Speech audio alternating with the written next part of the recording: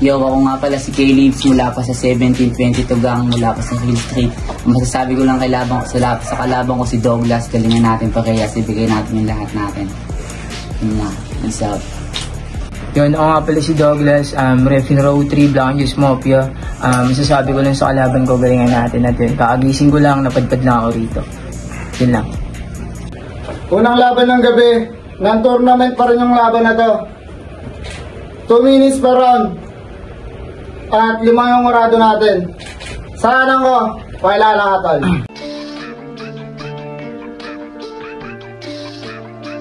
Ako nga pala si Kelly mula sa pababahay. Pinakala na 1722 gang. Sa kaliwa ko, wala lang.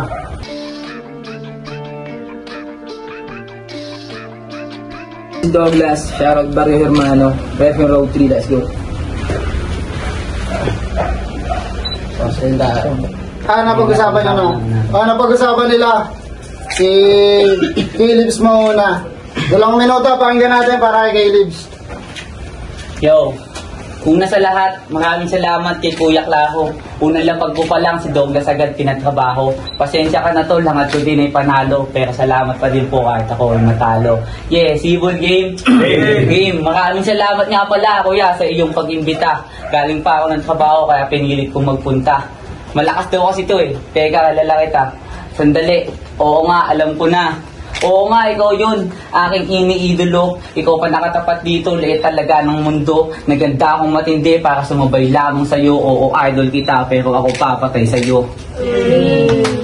Oo, idol kita pero ako papatay sa'yo. Pero di yan pananakot at sadya lang babala sa bagyo na dumating. Bakit di ka naghanda? Pagkatapos natin dito, ikaw ay magtatanda. Pagkatapos na itong game 0-1 ka mamaya. Pagkatapos na itong game 0-1 ka mamaya. Oh, na-joke agad ako ah. O diba? Nawala sa isip ko kasi nawala sa isip ko yung pagkatalo, tol. Yo. Pagkatapos na itong game 0-1 ka mamaya. Yo, unang sabak ko pa lang, ikaw agad ang natipuhan. Malakas ka daw kasi kaya gusto akong masubukan. Hanggang dulo ng karera kayang makipagbungguan. Ikaw kasi ang nasa bungad, hindi ikaw muna pupugutan. Yeah, tanggal ulo, tas isa ako. Tanggal ulo, tas isa ako. Tanggal sa kanyang tanggal ulo, tas isa ako. Ang ina mo. Ang ina kasi puyat na ako, tagal mag-umpisa. Tanggal ulo, tas isa ako. Kung bakit ka napahamak, sisihin mo si Claro. Pasensya ka na dog, tanging hangat ko din panalo. Pinadala ako ng gay kong desperado, kaya hindi ako uuwi na talo. Time. Unang banat. Douglas, pakinggan natin. 0-1 daw ako. Tanga, natalo ako nun. 1-1 na ako mamaya pag natalo kita rito. Game! World sad. Wala. Tambay lang sa bahay, kain tulog. Sakto yan sa ganun ay pagkagising mo eh. Hahandaan kita na makakain ng bubog. Napalaban ka't napahamak sa yung tinaki kay binaon. Sa akin ka tinapat para gawing pulutan na parang chicharon. Kadabot ng tagay ay pinaglalamayan ng bangkay mo sa ngayon. Lalabagin ko ang pamahiing bawalan na kapula sa burol at ako'y sisilip sa iyong kabaong at duduran ko yun! Nakalag ka rin ka palabas sa ban nakabukas yung ataol. Bitbit ko'y karit ni kamatayan para sa iyong puso ipupukol. At sa iyong huling ininga, ipaparanas ko ulit sa iyo yung hirap na dinanas mo noon. At sa pagsapit ng takip silim at sa paglaon, wala na yung haring araw, tang inaalaala ka na lang sa ngayon. Hiwa-hiwa! Durog-durog! Huwag na tong ikahon! Hayaan yung umalingasaw yung amoy! Total, sanay naman kayo lahat sa polusyon! Puro palakasan at pataasan ng ihe ang papanghin ng tripang puta. Parang mga gasgas na yung galaw na parang babaeng puta. Mga sipsip, uto-uto, sunod-sunuran sa gusto ng iba na parang tuta. Sunod-sunuran sa gusto ng iba na parang tuta. O anong akala niya nawala ako? Anong akala mo nawala ako? O nawala ako pero sasabay pa rin ako sa'yo. Ano sabi mo? Idolo mo ako? Tama ka ng iniidolo kaibigan. Ako ang unang tatalo sa'yo. Time! Pangalawang banat, Philips. Pakinggan natin, oh. Yun, kanina, habang kami ay nasa daan, ako ay nahulog habang kami nasa tricycle. Nahulog ako, aminado ako, natulog ako sa tricycle habang kami kanina nasa daan. Alam kong gagamitin niya yun sa akin, kaya akin pinaghandaan. Alam kong gagamitin niya yun sa akin, kaya akin ang pinaghandaan. Kaya naisip ko ng pang-counter, sana inyong maintindihan. Kasi pinili kong tumalon, kasi may kasama akong talunan. Yo, bago ko to simulan yung round ko, babatiin ko muna lahat ng haligi ng tahanan. Tila kayod, kalabaw at patas na lumalaban. 24 oras sa trabaho.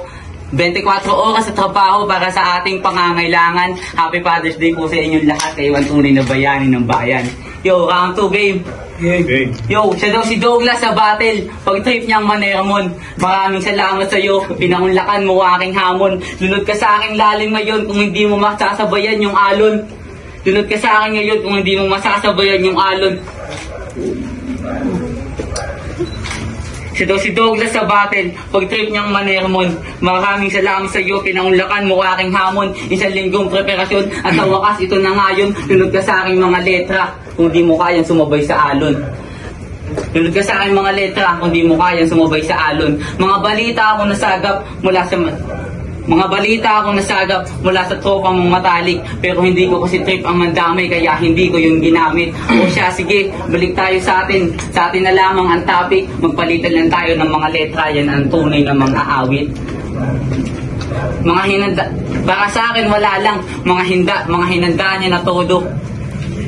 Para sa akin wala lang, mga hinanda niya na todo. Pero di ko sinasabi sa masip na to, ikaw ako yung panalo. Pero pinapaalala ko lang sa iyo, kaibigan kong Oso, pinadala ako dito ng desperado, kaya hindi ako uuwi na talo. Kaya pasensya na kung medyo mapait ang sasapitin mo ngayon. Parang sinalubong mo yung tren na sa iyo ay pasalubong. Kaya kahit kaninong magsumbong, itong bata na to, di mo ko makukulong, malinis magtrabaho to. Time. Pangalawang banat. Sa kada spit mo ng alon, ayan, lumubog ka sa sarili mong hamon. Round 2 game. Now, let's go. Salamat nga pala kay boss. Nandito siya. Tama ka ng akala kung inaakala mong parte ng aking misyon. Misyon ko ay buksain ang mga katulad mong squatting. Ito ay demolisyon. Ang kikibig ng utak, yung gusto mong masunod, yung gusto nila, ano yun? Mali ka ng tinatapakang lupa, kaibigan. Nasa impyerno ka ngayon. Kaibigan.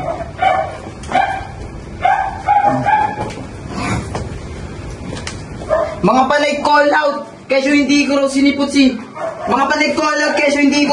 Romeo ng 2023, o di ba alala?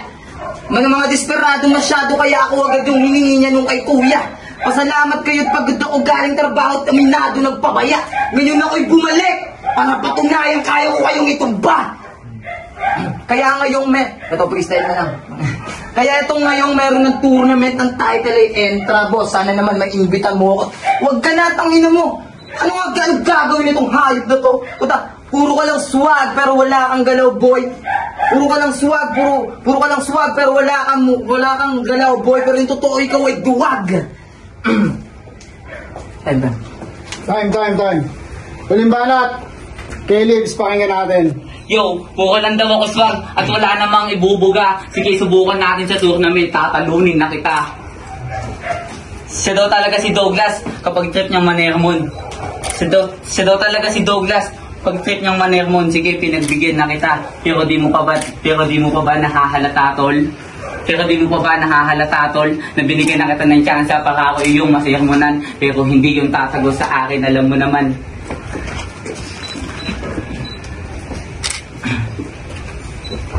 Medyo nawawala na ako sa round 3. Ang tagal kasi magsimula. Ang tagal din umulan. Hinintay ko pa na magpatila. Medyo inaantok na nga ako eh. Gusto ko na nga umuwi. Ayoko na, tol. Time. Huling banat. Kasalanan mo to. Huling banat. Douglas, pakinggan natin. Game. Last na. Round 3 game. Sino rito yung pumunta para sa kanya? Sino rito yung pumunta para sa kanya? Mga tanga! Inainis sa akin ay maning-manilang! Inainis sa akin ay maning-manilang! Binigyan niyo sa akin may taga sa dibdib! Fuck fans life, fuck your skins! Di ka nakakabilib!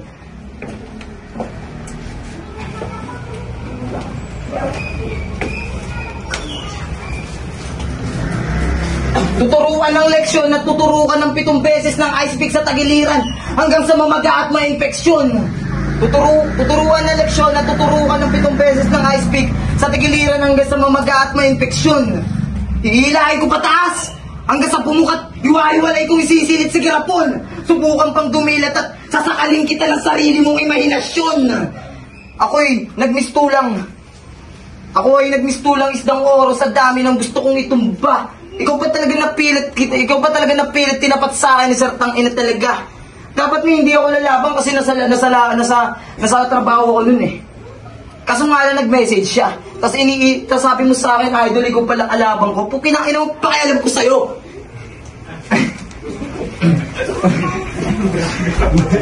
Yun, dapat Black Angels Mafia na yung putang inang to. Kaso, tangina hindi man lang nag-message, hindi man lang nagbalik ng mensahe. Ayan, nireject namin, kaya bulok na yung putahe. Tangina, basura ka na tol, kahit sabihin mo, kahit sabihin mo na gusto mong mabilang sa row 3, baka dyan lang kita sa row 2 pa lang. Yun, masyado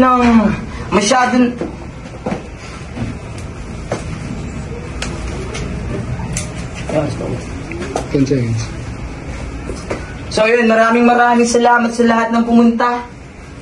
Pero sa'yo, tangina real talk, wala pa rin kumusta. Nalaglag siya sa tricycle, tangina napakatanga. Tangina nalaglag sa tricycle, biglang tumaligod po talaga siya. Ganyan siya katanga, no? Tignan mo. Pilay, di ba? Tangina po, si Tol. Sinabi niya kanina, manalo o matalo, tanggap pa rin niya. Tanga kahit manalo o matalo, hindi mo talaga tanggap ka ba? Ay. Hindi ko na-isip. Stoic nga pala. Sa laban ni Douglas tsaka ni Caleb's, so pare silang may slip up tsaka stumble. So nag-base na lang ako kung sino yung pinaka-madi na bars. So sa 3 round dito kay Douglas.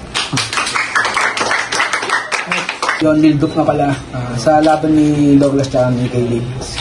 All 3 rounds kay Douglas kasi napakita niyo kahit medyo nagtutok siya, nakakapag-spit pa rin siya kay Caleb kasi hindi na masyadong nahugot lahat ng mga nila. Kaya salamat. Di nga pala, 3-0 ang boto ko kay Douglas. Maganda yung sulat ni Douglas kahit na medyo siya nag-joke. Kaso, ang problema sa kalaban niya kay Caleb parang hindi niya na-deliver na maayos yung sulat niya. Parang pumapal niya tapos nag-choke pa. Kaya 3-0 boto kay Douglas. Yun, tekniko nga pala, 23-year-old, Elias Gang. Siyempre, Piso. Caleb's versus Douglas. Yun, po-point out ko na muna yung mga dapat ma-improve. Dyan kay Tol Caleb's. Delivery, kulang sa delivery, aggression, na meron naman sa kabila. Although nag-slip-ups parehas, may stumbles, gaya ng mga unang judges na point out nila. May stumbles, may chokes. Pero kagandahan naman sa ginawa ni Douglas na masusundutan niya naman ng kahit ano freestyle. Yun, nakukuha niya pa rin yung judges, na ano niya yung audience, na nasasama niya dun sa mga rounds niya. Para sa akin maganda yung mga ganun. Pero sa susunod, mas magandang, mas preparado, mas malinis, mas masarap pakinggan yung battle kapag gigil parehas, alam niyo yun. Yung isa kasi gigil, yung isa medyo malumanay, kaya hindi balance yung battle, alam niyo yun. Pero props pa rin sa parehas, pumunta sila, parehas nilang pinagandaan kahit papaano, pero yun, binigay ko yung boto kay Douglas. Yo, scoping nga pala ng 903 Collective at shoutout dun sa kagrupo ko. So, ang laban, Caleb's versus Douglas. So, na-point out naman na kanina ni Tekniko kung ano yung mga dapat i-improve. Pero, syempre, iano ko muna yung perspective ko. So, sa round 1 nila, pareho ako nabitin sa round 1 nila kasi yung kay Caleb's, maaba naman, kaso ang problema, wala sa kanya yung aggression compared kay Douglas na kahit medyo maiksi yung round niya doon, kuwang-kuha niya yung, yung aggression, kumbaga pang-battle rap talaga yung boses niya. So, pagdating sa round 2, doon ako nabitin kay Douglas, kaya kahit pa paano binigay ko yung boto ay Caleb sa round 2. Unti lang. Then sa round 3, kitang-kita naman na kay Douglas yun kasi pinutol niya yung round ni Caleb. Yo, palakpakan tayo para sa mga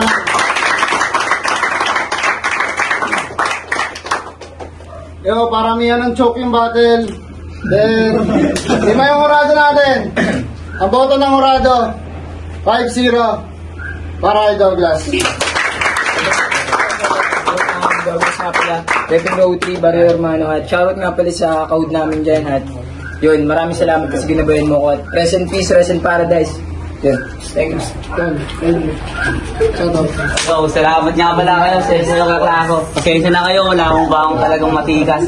Pasensya na din sa mga napangakuha ko ng panalo. So, sinashoutout ko pa yung Hill Street Clothing. Maraming salamat sa inyo, 1722 gang. Yun lang. Peace out.